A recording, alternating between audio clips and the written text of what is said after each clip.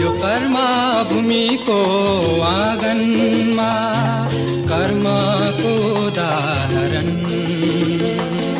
प्रस्तुत गरेर देखाऊ। यहाँको धरती बाझो छैन, यहाँको धरती बाझो छैन। विकास